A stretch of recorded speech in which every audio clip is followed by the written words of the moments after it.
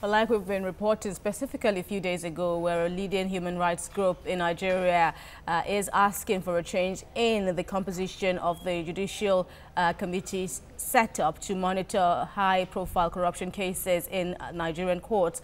The Socio-Economic Rights and Accountability Project, as SERAP says, the inclusion of some of these lawyers put a question mark on their independence. The lawyers are, according to SERAP, are defense counsels in some of the cases which the committee will be monitoring.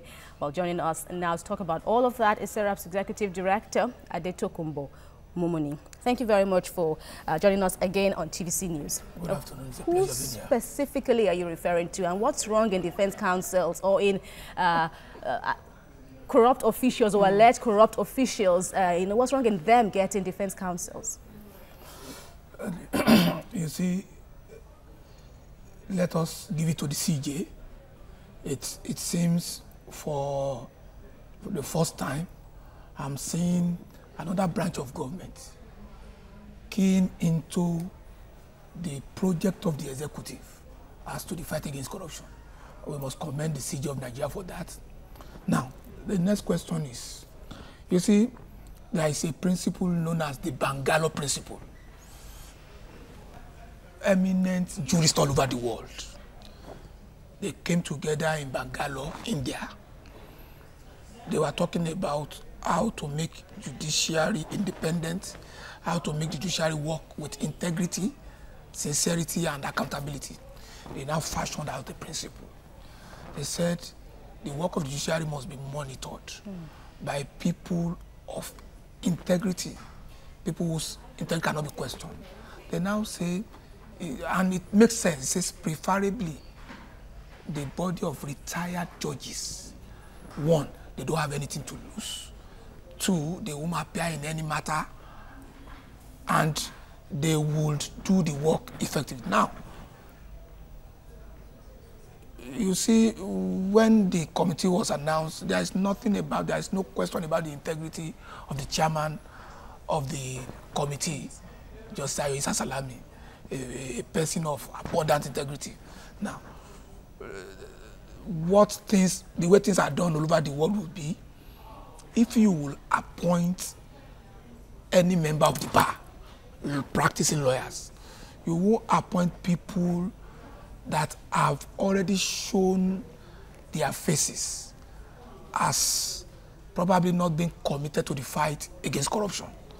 Now, I don't want to mention names, but the truth of the matter is that when you now appoint somebody who has all the while been a defense counsel to people that are accused of corruption, and you say you should monitor cases of corruption, are you saying he should now be a judge in his own cause? So this is more of a conflict of interest. Thank you very much. Okay, but if we look at this situation very closely, it is about a week now that this committee was set up. Yes. Why is SERAP coming out now to raise this issue? I mean, is there any part of any interest, so to speak, about No, let me tell you.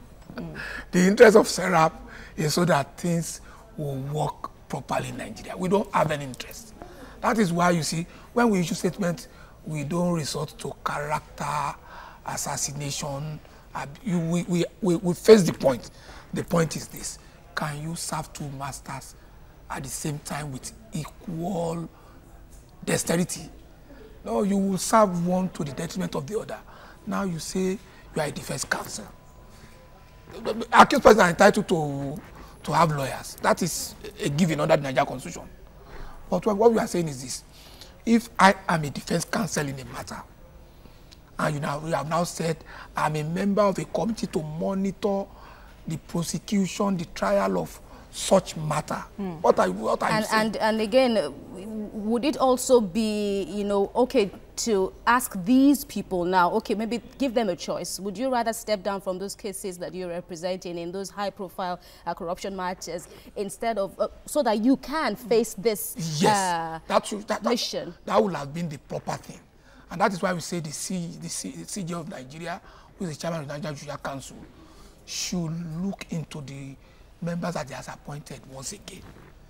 You see, when you take a step in the fight against corruption, you must not leave Nigeria with the opportunity of doubting you.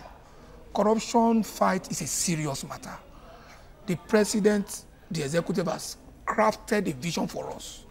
Anybody who will walk into that vision must also do it with seriousness, and it should not leave room for conflict of interest or apparent conflict of interest. That's the point we are making. All right. You know, good, valid points and issues raised here. Yes. But what steps has been taken by SERAP to, you know, pursue this matter logically? No, that is why we have written to the CJ. Apart from writing. No, you see, the CJ occupies the highest pedestal of a tripod, known as the executive, the legislature, and the judiciary. He is the head of the judiciary. He has exercised that power as the chairman of the National Judicial Council. Now, we are now saying, please, maybe the man was sincere when he was appointing them and never thought of it. So sometimes when you take a step in attempt to do things right, something might not have occurred to you. And that is why we are calling this attention to it. No, we are not saying the panel should be disbanded. We are saying review the membership in view of this conflict or apparent conflict of interest that is possible in the work of the panel. You see, when you want to say judiciary must work with integrity, we are also saying they must be accountable. You cannot pursue accountability and then jettison the fact that the judiciary must work with integrity. They must go hand in hand. That's the point you are making. All right, let's leave it at that for now because of time factor. Thanks a lot, Adetokunbo Mumuni, founder, SERAP. Thank you. It's always a pleasure being here. Thank you for your thoughts.